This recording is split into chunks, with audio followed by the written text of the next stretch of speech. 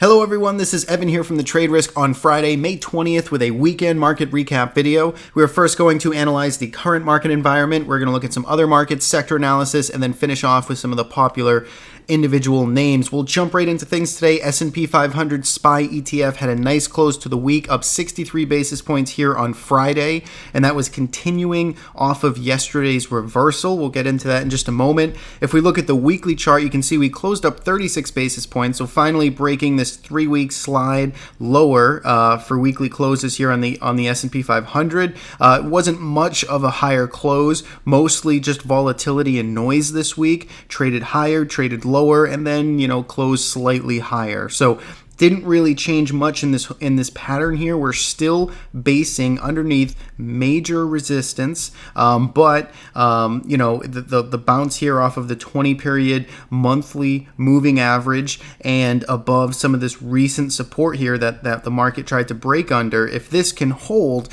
this is a really good win for the bulls. But again, we'll have to see if we can get some upside follow through next week and the coming weeks to really make this stick. So let's go to the daily chart. Take a look at how we traded this week. Remember, we came in here on Monday. We had the nice thrust higher, gave it all back Tuesday, flat Wednesday, effectively flat Thursday, and then we had the slightly higher day on Friday. Now, Thursday was the key. Yesterday was the key. This was the day that the market should have rolled over. This was the day that the bears had everything they needed.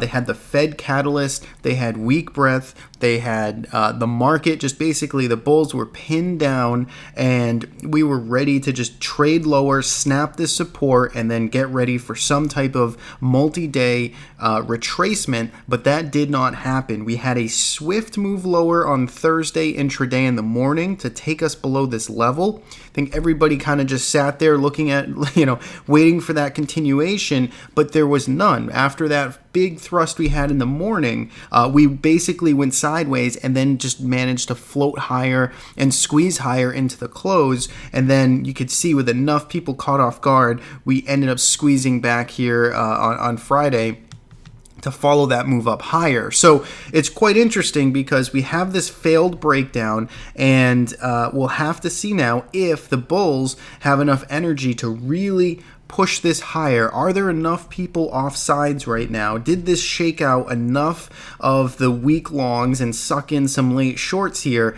to really give us the fuel to push higher? That's the big question heading into next week. I think the breadth here is still weak. It's still in what I would consider bearish territory, and that is a little bit concerning, but certainly I have to respect this immediate false breakdown. The signal that the market told me, and it reminds me very much, I know that the technical setup is very different, but it just brings me back to the same thoughts I sort of told members and just in my head when I was looking at the market back here on the 24th, when the market really had a chance to sort of roll over, come back into this old range, and it didn't. It actually reversed higher. We saw the continuation, and then of course this trend ignited. Different circumstances, but again, it's one of those scenarios and one of those days where you should really take notice to what the market's telling you, because these are one of the clear days where you get that big rejection. So right now, again, we're back in this range. Not too much else to say. You can view here looking at it like this. We have this declining trend line. We need to get above there. We need to get away from 205. We need to get back above 207. If we can get and squeeze above 207, suddenly the bulls are on the run. And then again, that'll bring me back to the weekly picture. If we do get above 207, realize how significant that level is, because this major downtrend line isn't that far above us. And this is a major level. If we can start to take out 207 and suddenly, we're at 209, 210, and we're starting to actually emerge from this multi-year pattern. So keep it all on watch. It's all speculation right now. We're still in a trading range. Breadth is weak. There's something for everyone. There's volatility. There's setups on both sides. So just be aware of all of that kind of heading into next week. Now, looking at the IWM, you can see very similar circumstance here, 1.68% up day here on Friday. The pattern is a little bit different. it still had that sort of head and shoulders type of look to it. You can see it broke below this trend line, and then it reclaimed it today, and it's bumping right up against this declining trend line. So once again, you can see a very tight range right now, and we have to see which way this wants to resolve, but it is still effectively kind of range bound in this choppy level. A lot of supply traded in this 110, 111 region, so we want to see the market get away from it. And similar comments here apply to the Qs. You can see, as I pointed out earlier today, this market led us higher. The Qs really led us lower here in mid-April. It had the biggest sort of decline from these highs up here, but notice it's actually looking pretty decent again, especially here with the lows that we put in yesterday on Thursday. Kind of looks like a little double bottom here, but again, we need to see more upside follow through. It's still just in this holding pattern right now, so we'll have to see what comes of it. We are long the Qs right now. We got long TQQ, which is the levered 3x Qs, but we got long it here on Thursday on this reversal. Let's played this for a nice reversal trade, got a nice pop today, managed to actually get off about half here on the highs of the day, nice and lucky, but we do have half a position still on here. We're looking to see if we can get some follow through next week, but we do have a position here long the Qs. Let's see if it can continue into next week. So that's my thoughts on the market right there. Back to range bound behavior, back to opportunity on both sides.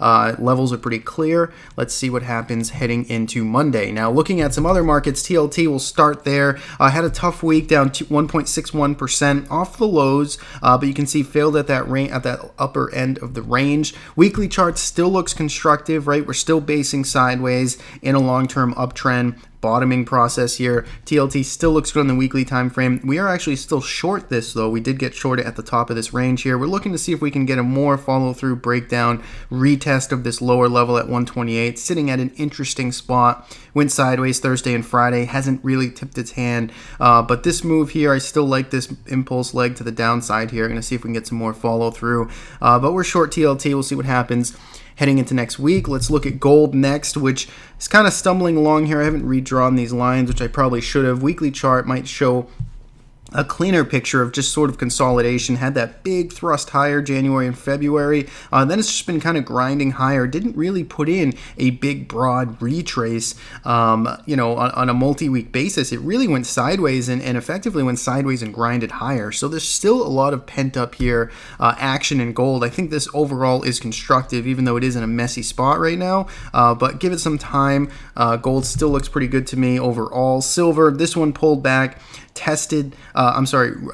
Filled this or got to the bottom end of this gap here. Didn't quite textbook fill it. It actually almost looks like an island top right now, which is a very dangerous sort of pattern. If silver can't very quickly get back up here to $16, cover this gap, and then sort of trade higher. So be careful of silver. This one is more what I was just talking about, really kind of now starting to see it pull back on a multi-week basis on the weekly chart. That's something that gold isn't doing. You can see it's kind of grinding and channeling higher. Gold was. Silver, though, is pulling back. So keep an eye on that. Silver still looks strong on a weekly basis. Daily chart, you got to be careful, though. 8 and 20 turning down, so be cautious. USO still grinding higher here. Made nice gains this week, 3.3%. Kind of in this rising sort of rising wedge-ish pattern here, which historically, mostly looked at as a bearish pattern, but it can break out in either way, so just keep an open mind there. You can have upside breakouts out of these patterns, accelerations higher. We are actually long USO, so I like USO. I like the grind higher here. It's holding above the 8 and 20. I'll stick with it until it doesn't work, so we're long it, looking for higher. Had a nice week. The one level I'll point out here, and the one open gap that's still here from December, it's not a very large one, but keep that one in mind. Perhaps it's some beeline there. We're above this major level right in here, above 1130. I think that's important to stay above. So I like the prospects of USO. Let's see if we can just continue trending. And then natural gas had the big breakdown this past week, but it's yesterday looked pretty constructive here on Thursday with this nice bullish bar. Maybe we got some type of second bottom here, or some type of final bottoming process, if you will. Still yet to be seen. This one's certainly juked me out a couple of times this year, trying to catch a trend, an emerging trend in UNG. I think I failed 2 or 3 times, taking some small losses on this.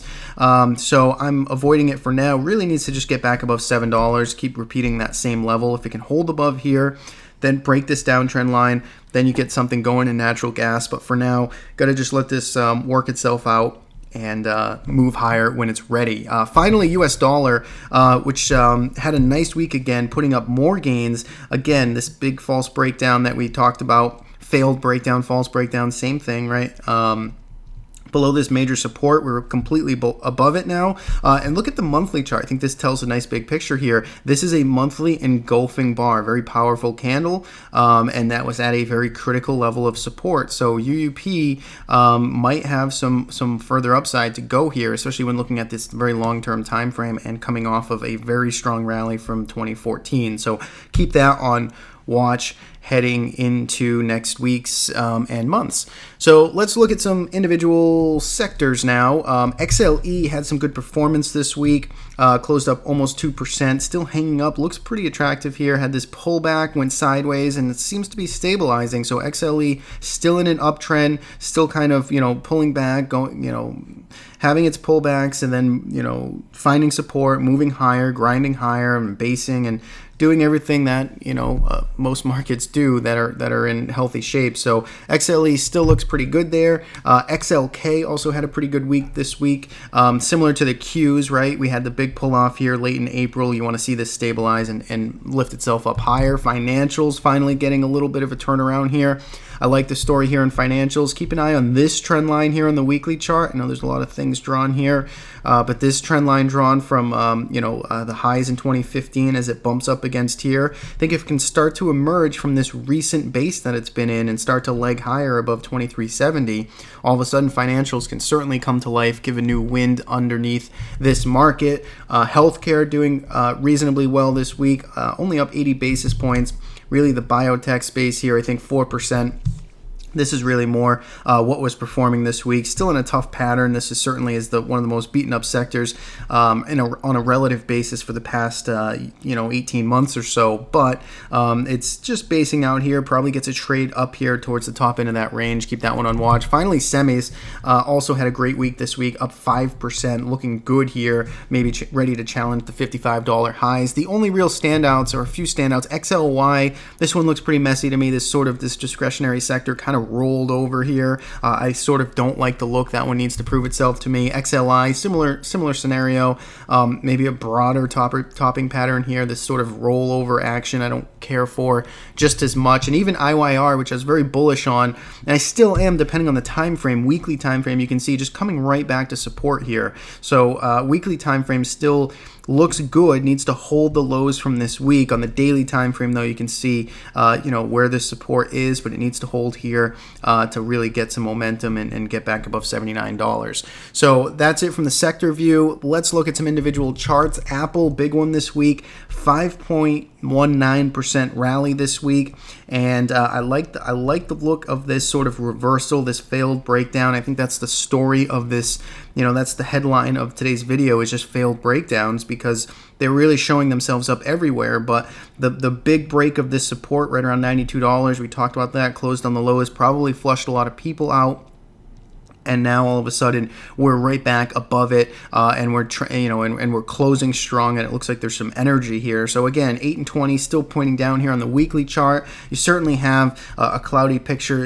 Apple's going to have to prove itself here. A big open controlling gap right now. So there's cross currents, but so far it looks good. The momentum could be shifting here, and it could be shifting quick. So keep that one on watch for perhaps more upside potential. Amazon was below 700 for a couple of days this week. Did finally claw back above it at the end of the week here, broke out of this little tight sort of consolidation that was in a back above the 8-period moving average. Scary to buy. Almost bought this today, but I'm going to just let this develop more. I want a cleaner, more complete sort of digestion pattern here if I can get it. But I like Amazon. I want to get on board of it. I own it in my long-term account, but I don't own it as a trade. So we'll have to see how that develops. Facebook finding support right here at the gap. Let's see if it can hold that gap. If it can hold 116, that's going to be an important level for it. Twitter starting to, try and perk up here. I know we talked about how vulnerable it is on 14. This is a very high stakes level for Twitter. You get the big gap here from earnings right above it. So it's getting tight. Expect to resolve soon one way or the other. I'd say it has to get above 14.50 14.60 to get some type of initial momentum pop, and then really back above $15 back into this gap all of a sudden, could start to heal itself pretty quickly. So Twitter looks pretty actionable and most likely in play next week. And then Alibaba, we've been talking about this one for some time. Weekly chart, take a look at this big pattern. You can see this trend line that it's bumping up against $80, very critical. Keep an eye on that heading into next week. Finally, Tesla had a nice week as well. Broke out here. Still, 8 and 20 are in pretty interesting spots right now. Had this big slide roll over lower, to start off the month of May in Tesla. So there's still some damage here, but it is lifting higher. Looks like you have a low to trade against, perhaps a higher low at 205 to trade against. That's constructive. Weekly chart, you can see, just 3 weeks of pulling back. You're finally starting to catch your footing just a little bit here. So keep an eye on that for some continued upside and just general in-play action next week. So that's what I have for today. As always, thank you guys for watching. If you haven't subscribed, please do to the channel, YouTube channel, bottom right-hand corner. Keeps you up to date with all the videos that I do. Thank you for watching. I'll catch you guys next time.